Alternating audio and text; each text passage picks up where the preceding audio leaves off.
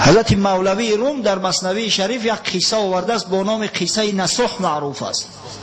درباره همین نصح قصه میکنه که نصح چی کس است. از اسرائیلیات یک روایت آورده است که او نصح میگه نام یک شخص است.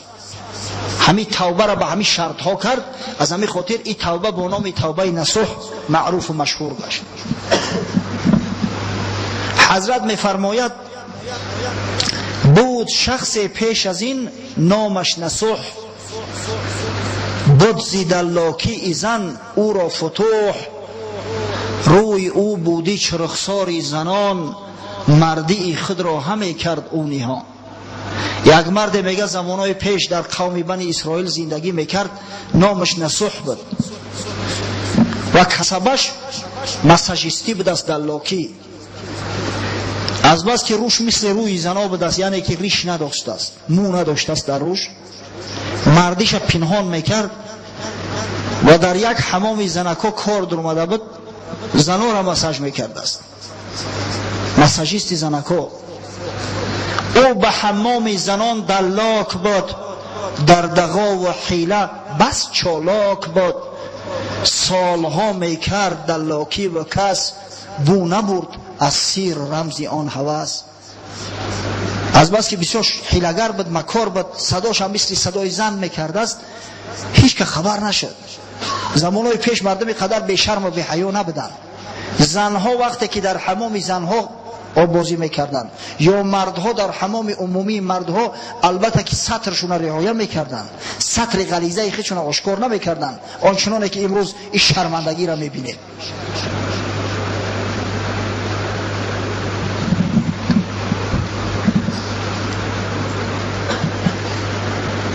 توبه ها میکرد، پا در میکشید، نفس کافر توبه او میدرید. مؤمن با توبه میکرد از گناهاش، به خدا رجوع میکرد که خدایا گناها ما ببخش، نگهم بدار که دست به همین کار حرام نزنم. میگفت دیگه بس میکنم کارا. اما این نفس کافر، این نفس اماره میگذاره، نفس اماره. باز شیطان وسوسهش میکرد، باز میل رغبتش بیدار میشد، باز میرفت دست به همون کار حرام میزد. یک برادر پیش ما سیر شفاش کرد، گفت همین فیلم های فاحشگی که نشان میتن در تلویزیون، بعضی کانال های مخصوص بوده، همین فیلم های حرام نشون میداده است. توبه میکنم، میگم نمازخانه توبه میکنم، رجوع میکنم، بازگشت همون کانال میکشم، نابود میکنم، باز میگه شیطان وسوسه میکنه، بعضا همون کانال باز اثر نوگریان میکنم. گفتیم اون توبه طولی نصح نشیده است ای برادر، پس معلوم میشه که خدای تعالی این توبه تو را نپذیرفته است. خداوند اگر توبه تو بپذیرونه دیگر رجوع نمیکنی به این حرام، زیرا این هم زینای چشم است، هم زینای آلات است، زینای جوارح بدنت است، کار حرام است و زیانش در اهل بیت هم میرسه. زیرا که پسر داری، دختر داری، یک روز نه یک روز اونا رو هم تماشا میکنن همون فیلم ها را، شاید که همین باعثی دست به زنا و حرام زدن همون تفلکای تو بگردن، در اون صورت گناهکار اساسی تو هستی. این مرد توبه میکرد، میگه اما باز وسوسه شیطانی نمیگذاشتش، باز توبهش هم میدریده، دست به همین کار حرام میزد. رفت پیش عارف آن زشتکار، گفت ما را در دعای یاد آر. یک عارف بود از یک شخصی بزرگ در همون شهر زندگی میکرده است، شخصی خداترس، خداجو، عالم، نزدی همون میروه، میگه حضرت گاه در دعاهات مرم یاد کن، در حق مرم دعا کن که در یک بلا و ورطه گرفتار هستم، زوری خودم نرسیده است، شاید به شرافت دعای تو خداوند مرا از همین کار باز بداره. سیر او دانست آن آزاد مرد، لیک چون حلم خدا پیدا نکرد. عارفان که جام حق نوشیده اند، رازها دانسته و پوشیده اند، هر کی را اسرار حق آموختند، مهر کردند و دهانش دوختند. حضرت مولوی میگه که او شخص از سیرش با خبر شد، میفهمید، دانست که همی چی گناه داره، مرتکب چی گناه هست، اما ایزاش نداد، در روش نکشید. سست خندید و بگفت ای بدنهاد، زان چی دانی ایزیدت توبه دهاد.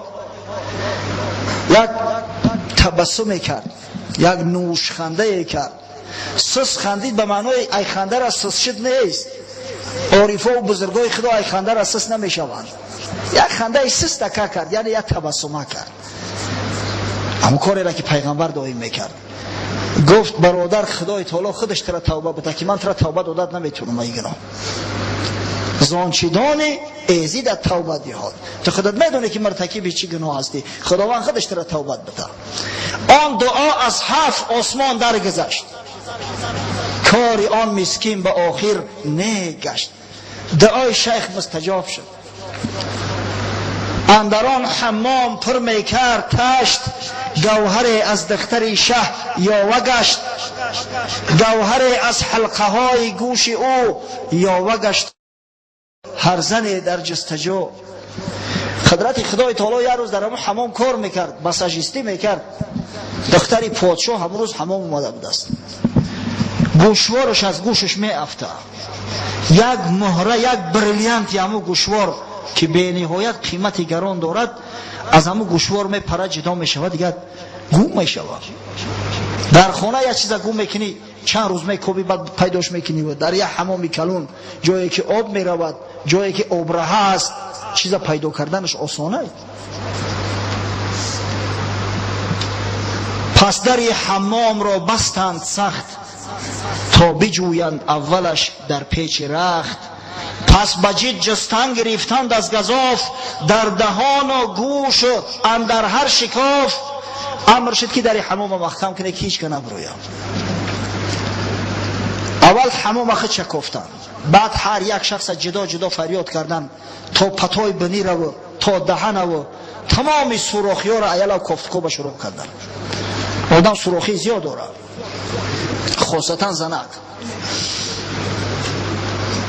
بانگ آمد تا همه عریان شوید، هر کی هستید گر عجوز و گر نوید. امر شد گفت همه لباساش بکشه.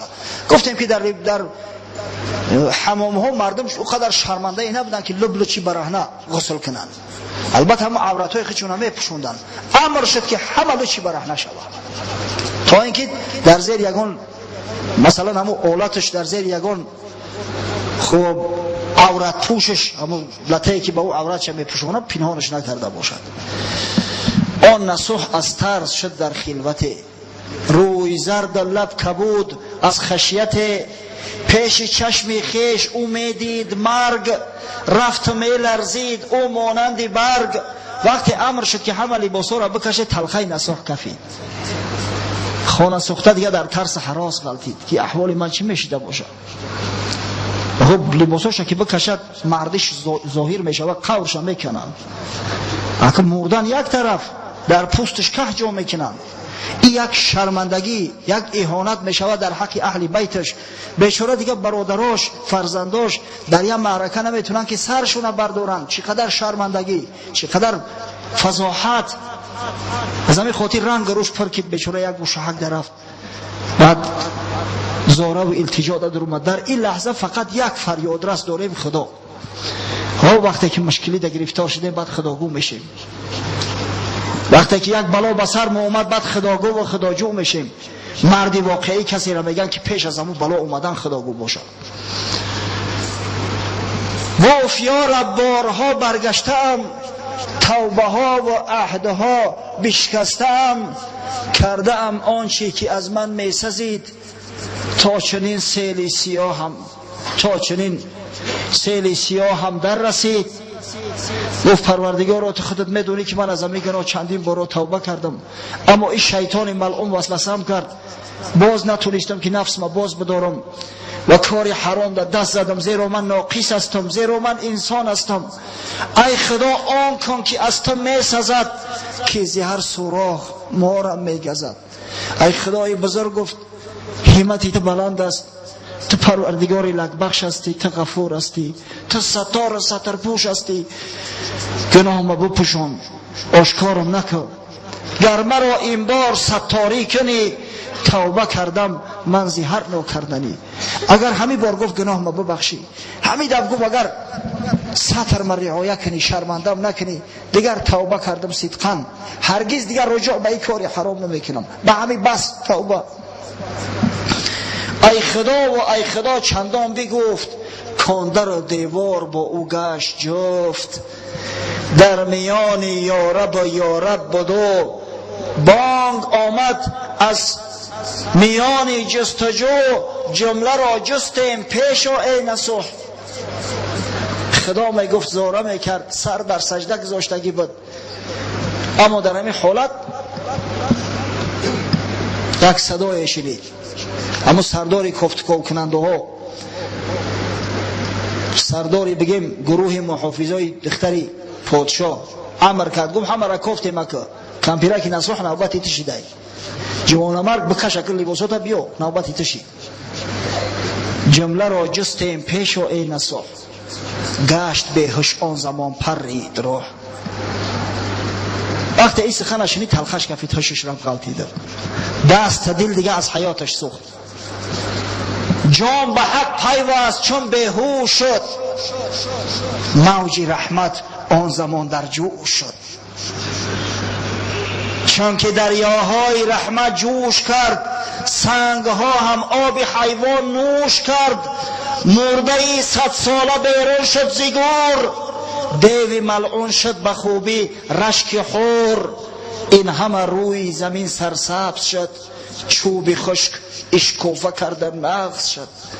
وقتی میگه از ترس هوشش رفت، رحمت خدا در جوش اومد. دریای رحمت خدا وقتی که در غلغله به افته، دنیا را میبینی که شکوفان میگرده، زمین خشک میبینی که علف و گیاه میرویه، درخت خشک میبینی که میوه میکنه، دیو زشت ملعون میبینی که فرشته آسا میشوه، مرده 100 ساله در گرد میدرویه. همه این رحمت پروردگاره. اما برای آن که اون رحمت خدا در جوش بیاید، لااقل ما باید گریه کنیم، میفهمه؟ توبه کنیم، صدقاً توبه کنیم. تو نگیرید طفل کی جوشد لبن، تو نگیرید ابر کی خندد چمن. اگر طفل گریه نکنه به یاد همون مادرش نمیزنه که گشنه شده است به سینه‌اش بتو. کودک گریه کرد به اون چشمی از سینه‌اش بتو. تو وقتی ابر گریه نکنه چمن از کجا میخنده، زراعت از کجا میشوه. تو نگیرید کودک حلوا فروش، بحری بخشایش کجا آید به جوش. یک بیچاره که میبینی گریه و ناله داره، در مصیبت مشکلی غلطیده است، بعد بحری بخشایش در جوش میآید، در دل ترحم پیدا میشه و به مبروری اسمش میتی. ببینی همون جوان نمی اومد، اگر درد رنج نمیگفت، در بیمارستان خواب نمیکرد، کمپیری مادرش به التماس التجا ایجا نمی اومد، ای کجا برادرها جوان مردی میکردند و این چند صد دلاری که جمع شد بودیم در دستش دادیم از کجا میافت. پس همین باید برای ما عبرت باشه. ای برادرو، باید توبه با آب دیده باشه، باید صدقی باشه. وقتی که بعد توبه کردیم خدای تعالی اون مشکلی ما حل کرد، باید همون دائم در پیش نظر ما باشه که دیگر رجوع بازگشت به سوی او گناه نداشته باشیم، و الا قسم به خدا کذاب هستیم، روسیا هستیم. حضرت دملا قصه میکرد، دملای رحمتی، که یک مرد گفت، یه روز اومدم پیشم گفتن که در سکرات غلطی دست چی دردش رسیده است، دیگه هوش نداره، بیا در بالای سرش یاسین بخون.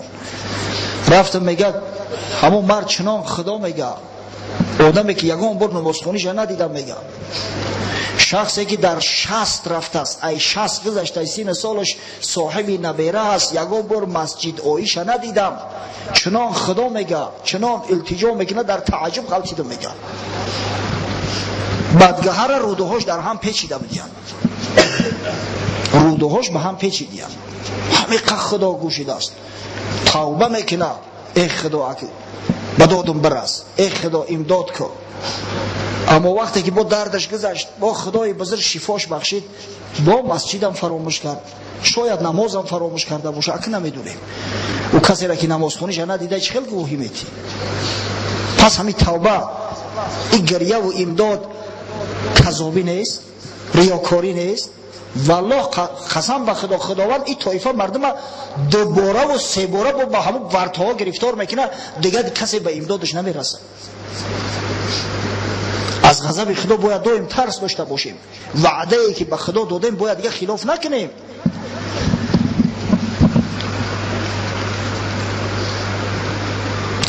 ناگهان مقصد ناگاه بانگ آمد که رفت بیم، بانگ آمد ناگهان که رفت بیم، یافت شد گم گشته آن در یتیم. از غیره و نعره و قرصک زدن پر شد حمام قد زال الحزن. نخست گفتن که یافتیمش، اما بریلیانت یافتیم. دیگه مردم هم قدر شاد شدن که داد و فیغان و تکبیر تمام مسجد فرا گرفت، زیرا بیچاره همه در ورطه گرفتار بودن. یک آدم دزدی میکنه 10 کس میبرن تای شتا میکشن، یک آدم یک جنایت میکنه 100 کس گمانبر هستند. تا زمانی که همو جنایتکار پیدا نشوه بیچاره دائم در عذاب کشکش دن. همین بیچاره مردم، یعنی این زنایی که در داخل حمام بودن همه در حساب جنایتکار که داخل بودن گمانبر بودن. از همین خاطر بسیار خرسان شدن. دیگه از شادی و از قرصک زنی تمام حمام به صدا در اومد. در حمام آوازی اندک و قدر صدا داره و وقتی برن عرب زنی چقدر گل درست میبرومده باشه، زیرا که حمام خودش یک اخو داره. کسایی در حمام صداشون بلند کردن میدونن. آن نصوحی رفته باز آمد به خویش، حیرتی او دم بدم میگشت بیش. می حلالی خواست از وی هر کسی، بوسه می دادند بر دستش بسه. بعد گمان بردیم ما را کن حلال، گوشتی تو خوردیم اندر قیل و قال. از صدا و فیغان مردم نصوح به خوش اومد، خوشش دسترش زد. اگه این دست تا دل از حیات شست است، آماده به مرگ شدگی ای. وقتی چشموش باز کردید که مردم در بالای سرش جمع شدیان، یا تاش پاهاش مالید استای، یا تاش دستاش مالید استای، یا تاش دستاش بوسه کرده استای که گناه ما را ببخشه که کمپیرک در حقیقت گمانی بد بردیم. ترا همه کمپیرک بیچاره را که امر کردیم که بیا بکش عورت‌های غلیظه نشان بده، در همین سین سال برای ما عیب بود. از همین خاطر از بس که ما در حقت گمانی بد بردیم و ترا غیبت کردیم، گوشتی ترا گویا خورده ایم، پس ما را بحیل که ما را ببخش. گفت بد فضل خدای دادگر، ورنه زانچم گفته شد هستم بتر. چی حلالی خاص می باید زمن، که منم مجرم تری اهل زمان. کمپیرکی نصیح گفت این فضل پروردگاری بزرگ لگبخش بود، من ایره ای خدای بزرگ خود میدونم، نباشه از گمان شما دا من بدترم. شما ایوان چی بحیلی طلب میکنه؟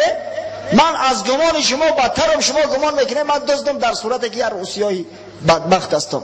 اگر شما گناهی ما را بفهمه با هیچ وجه ای 100 جانم یک جانم رها نمیوبم. من همه دانم و آن ستاری من، جرمها و زشتی کرداری من. حق بدید آن جمله را نادیده کرد، تا نگردم در فضیحت روی زرد. گفت من میدونم پروردگاری بزرگم که چقدر گناه مرتکب شدم، چقدر در گناه غرقه هستم. خدای بزرگ همه را میدونست، پوشاند گناهی مرا تا شرمنده نشم، خجالت زده نشم. آفرین ها بر تو بادا ای خدا، ناگهان کردی مرا از غم جدا. هزاران شکرانه که ای خدای بزرگ گفت که در یک لحظه همه غم و اندوه از من دور کردی. فقط این قدرت تو داری ای خدای بزرگ. نصح کار بس کرد، خانهش اومد، توبه کرد از دیگر. بعد از آن آمد کسی که از مرحمت، دختری سلطان ما میخواندد. دختری شاهت همه خواهد، بیا تا سر شوی کنون ای پارسا. چند مدت گذشت که ملازمای دختری پادشاه به سرش اومدن، گفتن کمپیرکی نصح دختری پادشاه ترا یاد کرده است، همون مساجای ترا یاد کرده ای. مساج مردینه همیشه در زن مردم مقبول است، همچنانه که برعکس است. دختری پادشاه میگه ای کمپیرک کجا شده است، بخیزه بیاید سرما بشو مساج ممکنه. جز تو دلاک نمیخواهد دلش، تا بمالد یا بشوید با گیلش. ببینه این امتحانی پروردگار را تا کدام درجه ای شما ببینه. بعد که توبه کرد به او خلاص نشد، با وسوسه شیطانی را ببینه. اومدن که این دختر پادشاه دعوت داره که تو ندیم خاصش بشه، حمامدار و مساجیست خاصی دختر پادشاه بشه. دنیا انا خیلی لذت ها داره که مردم در کام خودش فرو میبره. شیطان دنیا را انمی خیلی لذت بخش در چشم آدم جلوگر میتن. گفت رو دستی من بیکار شد، این نصوحی تو کنون بیمار شد. گفت برای که دیگه غمم نتین که من کسل شدگیم، این دستو ای کار مونده است، دیگه من مساجیستی کردن نمیتونم. خیلی جوان مردو الحمدلله در همین دوری ما و شما هم بدست. یک برادر یک وظیفه بسیار بلندش پیشنهاد کردن، یک حوجی است برادری ما است، رفیقمون است، نامش نمیگیرم. استادش میبینش این شخص متخصصی بسیار کلمبه در ساحه بانک ها، چند مدت شد کار نمیکنه، الحمدلله دو کرات حوجی ای. همون استادش که وظیفه بسیار بلند داره، سرداری کلان است، یه روز میبینش میگه این چی شکل صورت است؟ الحمدلله شکل سیمای صالحا داره، ریش زیبا داره، این چی شکل صورت است؟ پیش من بیا. میگه پیش من بیا کارت بتم. یک کاری به نهایت باز بلند براش وعده کردین، فقط میگن رشته میتروشی میای همون وظیفه را اجرا میکنی. پیش من اومد مصلحت پرسی که چیکار کنم، دیدمش کاستوم شیما کاستوم پوشیده است با گالستوک بسته به هموریش. پرسیدم تینجیای؟ گفت این همین خیلی کار بده، ای قبولگاه رئیسی کلان اومده استم، یا رئیس مقصد شخصی که با ساحه های بانکی در رئیسی کلان، یعنی که در هم ساحه بانک کلان ای. گفت همین خیلی پیشنهاد چیکار کنم، چه مصلحت میتی؟ گفتم خوب فکر کن، اگر کارت حرام نباشه، یعنی که اگر بر رشوه و دیگر را آمیخته نباشد، اگر فایده و منفعتت به مسلمانان برسه، من فتوات میتونم رشته بتروش برا کار کن. نه که اگر همین نباشه نکج برادر. گفت یگان ضرورت ندارم، الحمدلله زندگیم خوب رفته است، خدای تعالی رزق روزی من رسونده است و او کاری حرام است، او کار به رشوه نمیشود، او کار به ریبا و پرسین نمیشود. از همین خاطر همون کار قبول نکرد. مردم آماده هستن که برای گرفتن همون کار 40-50 هزار دلار رشوه بدن، همین مردک نگرفت همون کار. باور کنید قسم به خدا در پیشش آشکار نکردیم، اما خانه اومدم گریان شدم که اگر خدای تعالی شخصا خیلی برای در همین امتحان در معرض همین امتحان قرار بده، آیا من مثل همین جوان مردی کردم میتونستم باشم یا نه؟ هر کدام باید که اندیشه کنیم، همین باید برای ما درس عبرت باشد. نصوح هم امتحان خدا را ببینه، امتحانش کرد پروردگار، از امتحان سر بلند برآمد. گفت دیگه دستای من از کار مونده است، برای نکه یگون مساجیستی دیگه بکوبه که من پنسه شیدم که دیگه نمیتونم. با دل خود گفت که از حد رفت جرم، از دلی من کی رود این ترس و غرم. من بمردم یک ره باز آمدم، من چشیدم تلخی مرگ عدم. با خودش اندیشه کرد که ای نصوح هشت در سرت بگی، یک بار مرد خدا زندت کرد، ای شرمندگی و خجالت نجات داد. بعد از این محنت کی را باری دیگر، پا رود سوی خطا الا که خر. بعد این محنت، بعد این امتحان خداوند، مگر خر بود چنگ به همین کار میزنه و از راه هدایت پروردگار به راه میشود. گر سری هر موی من گردد زبان، شکرهای تو نیاید در بیان. نصح شکرگزاری نعمت خدا کرد که پروردگارا همین صبر تحملم تو برای من دادی، تو بدی ای خدای بزرگ که همه قلف عناد از قلبم کشادی، تو مرا هدایت میکنی و از این گناه ها و از این بدبختی ها باز میداری و الا شاید که شیطان باز گمراه میکرد. از این خاطر اگر هر یک موی بدنم زبان برآورد و شبانه روزی شکرگزاری نعمتی ترا کند، از 1001 شکری ترا انجام دادن نمیتونم. میبینم که موضوع توبه را تا آخر رسوندن نمیتونیم، زیرا 5 دقیقه دیگر وقت مونده است. از پروکراتورای ناحیوی یک خواهش درخواست به ما رسیده است، یک مجلسی هم در همین موضوع شده گذاشته بوده است.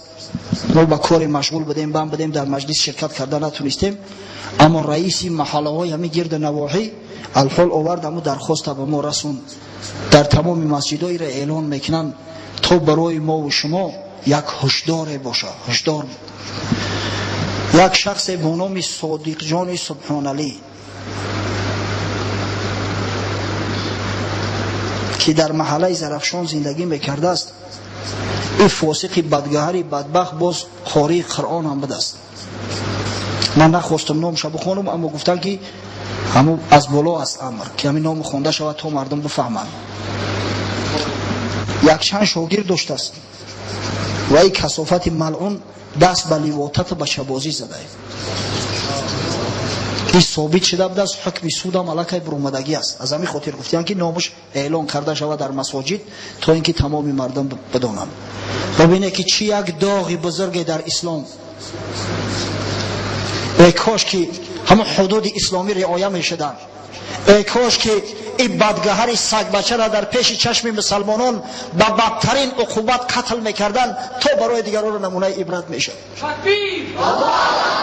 زیرا این بدبخت شاید در همون ترمه هم دیگه اصلاح نشود. البته که سزای کارش میبینه این بدگهری ملعون. اما ای برادرای عزیز، ما و شما اهل مسجد، اهل قرآن باید چنان تازه باشیم، چنان آزاده باشیم که در ما یک داغ دیده نشود، کسی به ما سری موی اعراض گرفته نتونه. دائم در همین موضوع گپ میزنم که بچه‌ها یک مسئولیت بزرگ در دوش داریم. مسئولیت ما همین مسئولیت اسلامه. شما میدونه که لشکر شیطان برای گمراه ساختن مسلمانان چقدر کوشش میکنن، چقدر تردد میبینن، چقدر سعی تلاش به خرج میتن. خواه او شیطانای جینی باشن، خواه شیطانای انسی باشن، همه بر ضد اسلام مبارزه میبرن تا یک داغ در اسلام باشه. وقتی که ما و شما نفسی خودمون داشته نمیتونیم، وقتی که ما و شما از غضب پروردگاری بزرگ اندیشه نمیکنیم، ببینه آخرش چی میشه. خدا کنه که پروردگار این سگ بچه را به بدترین مجازات جزاش بده در همین دنیا تا اینکه برای دیگران را نمونه عبرت باشه. هیچ کدام ما و شما باید در این مسئله بی‌طرف نباشیم بچه‌ها. ننگ اسلام داشته باشیم. همین شیشه ناموس ملت اسلامی باید در بغل هر کدام ما و شما باشه. کوشش کنیم که همون شیشه نه افته و نشکنه. ببینید یک سگ بچه یک ملعونی را کرده است، این قدر داغ در اسلام شد. مرتکب این گناه ها آدم زیاد می شود. اگر در جامعه نگاه کنیم این حیوانات لوطی و لیواطتگرا بسیار هستند، اما ببینید وقتی که یک قاری کار میکنه چقدر عیب است، چقدر ننگ است، چقدر شرمندگی و خجالت است، در یک لحظه در همه جا پهن می شود. هر یکی ما و شما قبل از همه باید در عائله خود نمونه باشیم. در عائله خود، در نزد همقوم‌های خود باید ما و شما نمونه باشیم، نمونه عبرت باشیم که از ما عبرت بگیرن، بگن همین شخص نمازخوان است، اهل مسجد است، اهل قرآن است. رفتار و کردار این جوان مرد ببینه، دیگران را خوش و بیاید تا این باعث وسعت اسلام شود، تا باعث قوت یافتن اسلام شود. در ما و شما باید یگان عیب نباشه برادرها، نه در آداب و اخلاق مو، نه در گفتار و کردار مو. شخصی نمازخوان و اهل مسجد باید از دیگران فرق داشته باشه. من چندین بار گفتم قسم به خدا، همون عملدارهایی که نماز میخونن از عملدارهای بی نماز فرق دارن، آدابشو بهتر است، دیگر است. میلیتسیونرهای نمازخوان از میلیتسیونرهای بی نماز فرق دارن، تاجرای نمازخوان از بی نماز فرق دارن. همین ما و شما هم باید فرق داشته باشیم تا اینکه به سبب عمل نیک صالحای ما مردم دلگرم شوند و چنگ به اسلام بزنن، بگن این نماز اینقدر چیزی بزرگ بوده است، روی این سیاه این اهل قرآن بوده است، این شیطان بوده است. این اهل نماز نبوده است، شیطان بوده است. ان الصلاه کانت صلاه تنها عن الفحشاء والمنکر. نماز صاحبش از فحشا و منکر باز می‌داره. وقتی که از فحشا و منکر بازش نداشت، روش سیاه، وای به حالش، بدبخته. بسیار بسیار احتیاطکار باشه در برای فرزنداتو، پیش هر خلف و ناخلف فرزندا را نگذاره، چون بس ابلیس آدم روی هست، پس به هر دستی نشاید داد دست. آیا فرزندای شما هستند یا زنده کننده های نام شما هستند؟ اینا دوام دهنده حیات شما هستند. بعد مردن عمل صالح اونا به شما میرسه، اجر ثوابش. بسیار احتیاطکار باشه. بسیار بسیار احتیاطکار باشه. الحمدلله در نزد هر یک مسجد هستی جاهای درس گفتن هستی، اجازت نامه ها دارن بعضی قاری ها، کاغذ قطعی همش درست است، به همون مراجعت کنه. در تعطیل تابستانه البته که خوشو به حال پدری که کوشش میکنه که فرزندش یک علم بیاموزه، قرآن بخونه، قرآن خوان شوه، آیات جان بخش قرآنی را حفظ کنه، اما بسیار بسیار احتیاطکار باشه در انتخاب معلم. به همون کسای مراجعت کنه که اجازه دارن، اختیار دارن. بسیار بسیار خواهش میکنم برادرای عزیز، قسم به خدا برای ما یک ضربه بسیار مدهش است که یک نفر نماینده دین اسلام، شخصی که با نام قاری خوانده می شود، دست به همین کار حرام بزنه، دست به لواطت زنه که خدای بزرگ پیغمبر محبوبش و امت اسلامی این لواطت حرام ترین کار میدونن، حتی از زنا بدترش میدونن.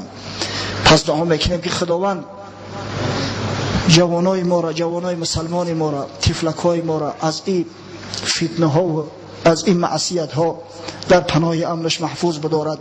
خداوند مساعدت کند که فعل و خلق مسلمانای صالح، مسلمانای قرون مشهود به خیر، مسلمانای عصر پیغمبر صلی الله علیه و سلم، تابعین و تابعین در ما اثر داشته باشد، موافق آن عمل کنیم و توسط اخلاق نیک حمیده، توسط رفتار و کردار، توسط دعوت های اسلامی، توسط خوشخلقی مردم دیگر را به سوی اسلام جلب سازیم. اسلام عزیز در سراسر عالم منتشر و پیروز گردد. ای خدای بزرگ، من در تعجب میمونم که چرا ما که پدر و جد اجداد ما مدتی بیش از 1000 سال شد مسلمان و مسلمان زاده اومده ایم، ناموس و غیرت مسلمانای امریکا را نداریم. والله در تعجب میمونم که چرا اون مسلمانای قدر محب اسلام هستند، اینقدر در ترغیب اسلام و در تشویق اسلام کوشش سعی میکنن، همیشه کوشش میکنن از دیگران تفاوت داشته باشند، چی در تازگی، چی در حسن خلق، چی در علم و عمل. اما ما و شما اینقدر پست هستیم، اینقدر بی پروا هستیم نسبت اسلام بزرگ خود، نسبت تقدیر فرزندای خود. پس پروردگار ننگ ناموس اسلامی قبل از همه به ما عطا فرما تا در اجراعات فرامین تو و فرامین پیامبر محبوب محمد صلی الله علیه و سلم کوشا باشیم. آمین یا رب العالمین.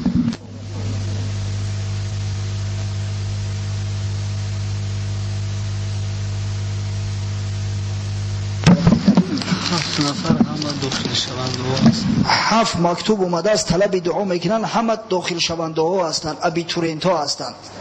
دعا میکنیم در حق شو که خداوند امتحانای قبول براشون سبک و آسان بگردوند تا اینکه همه طالب علم شوند، دانشجو گردند و صاحب معلومات شوند، کرسی و منصب های بلند اشغال کنند و توسط اعمال نیک صالحه شو اسلام عزیز در میان عملدارا ترغیب تشویق نمایند.